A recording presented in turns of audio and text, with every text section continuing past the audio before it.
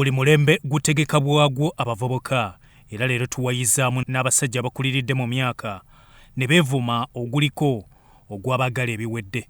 Mulindwa Isaac ku myaka 85 wakubweyo mu Nnyendo Mukungwe Division mu kibuga Masaka agamba nti akyayagala okukola omulina okuzimba hoteri esinga mu Buddu.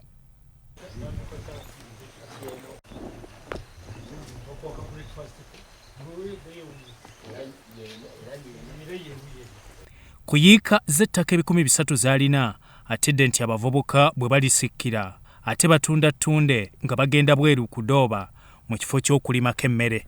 Bannange mutunda ebyobugagga temutunda mataka gammwe mugakozese mugakomenga bajjajjammwe bwe bagakuuma bakitammwe mukulireko ebintu.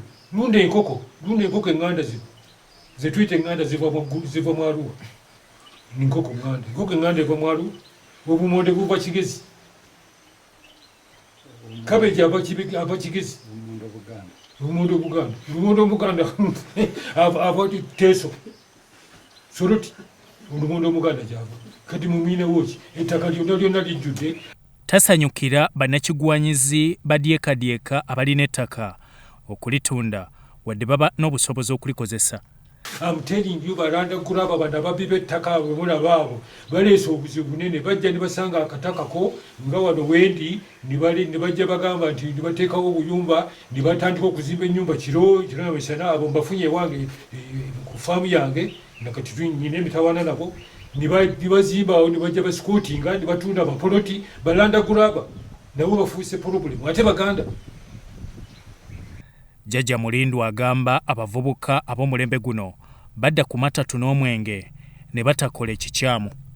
Abantu bafa mu Buganda abasinga obungi bagamba nti olugogo lwewunzikidde mbalala mwakole. Nze mbategeeza olugogo terwewunzikidde mbalala mwakole.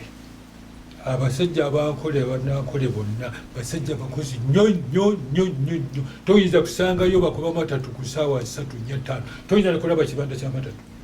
Naye wano wonna mu Buganda matatu walaji biya whatever. Bidongo bino ebiduula babiyita ebibanda. Mukadde Mulindwa ayagalizza Ssaabasajja Kabaka amazaalibwa amalungi nga leero awezezza emyaka 7. Mwagaliza era nsaba Mukama Katonda amukuume amubeezeewo atuuke ku mazaalibwa ge ag'emyaka 7 nga mulamu nga mulungi. Ate nammwe Abaganda muggyewo ebigambo byemutafumbye tobitegedde ne mubisala ebigambo wano gyo yagenda mu bulwadde bantu batandika okukubagana empawaabi tebalina kye bamanyi.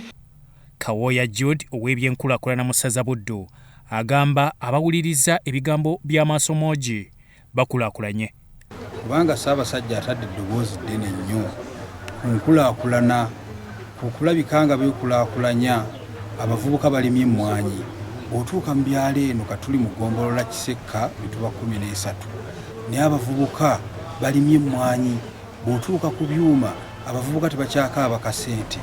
Era nga nze atwala ebyenkulaakulana nvumirira nnyo omuvubuka oyo alowooza nti bw'anaagenda ebweru w'eggwanga bw'anaagenda mu kibuga yewali ssente n'aleka ettaka tusimbe emmwanyi. Emmwanyi gwe mulamwa gusobola okugaggawaza. Byamukisa Ronald akuyita mu kusaba ku Good Friday nga 18 April ku Canaan Land.